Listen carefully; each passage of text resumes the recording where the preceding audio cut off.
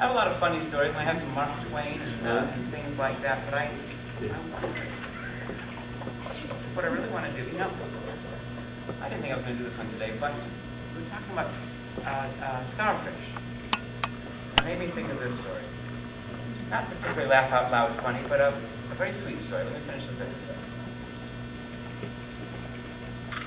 It's an old folk tale, in fact. A variation on a theme. Some of you may have heard the story of the fisherman and his wife, the magic fish. But this version is without the story's traditional enmity, which is a nice phrase, and I like it better than the usual.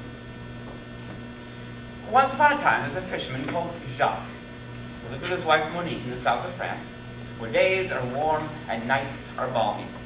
From Jacques, they had fresh fish to eat, and from Monique's gardens, there were fresh vegetables on their table. Fragrant herbs and wildflowers of every hue grew in sweet profusion around their cottage. But they were not happy.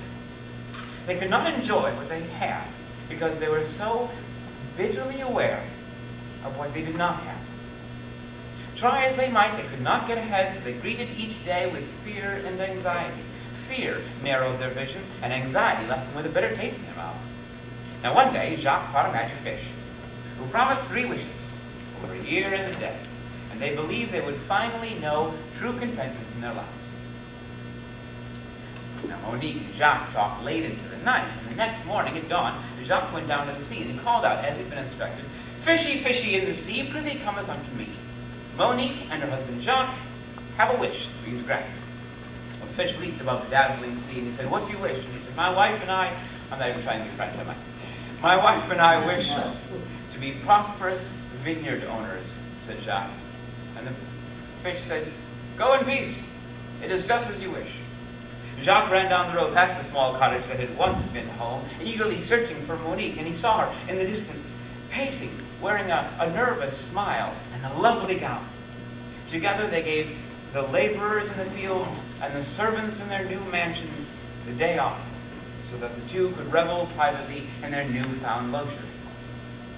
And the next day, Jacques began the life of a prosperous vineyard owner.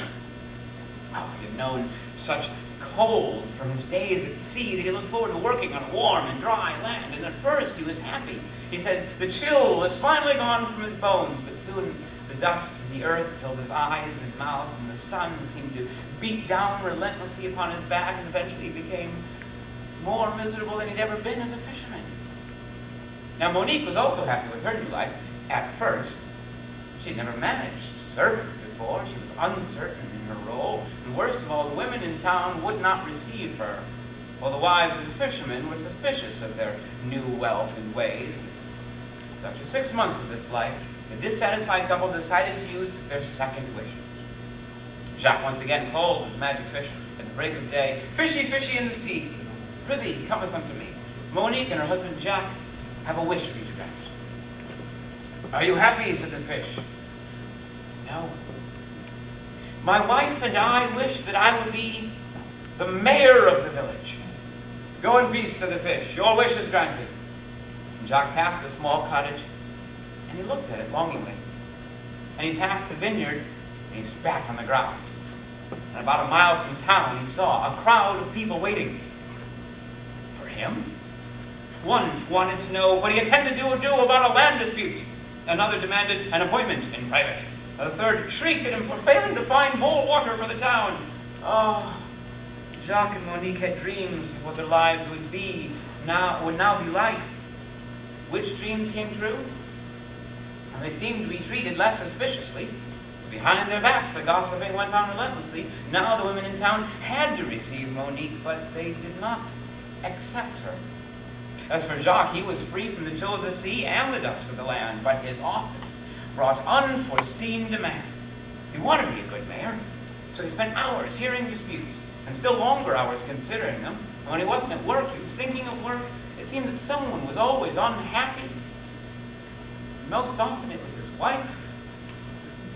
Feeling more and more isolated, Monique began visiting the small cottage where she and Jacques had once lived. She transplanted wildflowers and herbs from the hills to their yard. She twined wild roses about the door. She enjoyed the labors that she had once abhorred, hoeing the garden, whitewashing the cottage, weaving covers and curtains and carpets. If she just sat in the mayor's residence, the hours dragged on in the cottage. While she worked, the time flew. But her thoughts always went back to that final wish that dangled enticingly before her. She wondered what would release them from their fear and anxiety, which had only deepened. After just 3 months, Monique suggested a final wish. She said, go to the fish, and ask to be the king of France.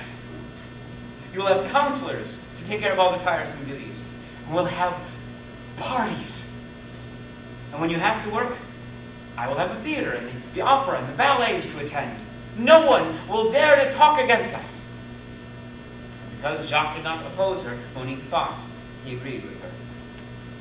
The next day, Jacques called out a final time, "Fishy, fishy in the sea, prithee come unto me." Monique and her husband, Jacques, have a wish for you to grant. The fish leaped up and he said, "Are you happy?" "No. This is not the life for us." "What do you seek?" the fish called out above the swelling sea. "Well," he said, "my wife wants me to be the king of France. I do not think I would be any better suited to that life. What do you wish?" "My wish is not so simple. I want my wife and me to find contentment. I do not know where that is." "Go in peace. Your wish has come true." And the fish disappeared, never to be seen again. Jacques walked slowly back toward town. When he came to the small cottage where he and Monique had once lived, he saw her there, with her back bent over the garden. Once again she wore an old and shabby dress, but when Monique looked up, her smile was radiant. She ran to Jacques, and they kissed and kissed again. "Oh, husband," she said, "you wished well. I had forgotten all that we had." Jacques and Monique began to live their old lives anew. They enjoyed living in the south of France, where the days are warm and the nights are balmy. They savored the fresh fish and the vegetables on the table. They reveled in the fragrant herbs and wildflowers of every hue that grew in sweet profusion around their cottage. And oh, they lived contentedly and much more happily ever after.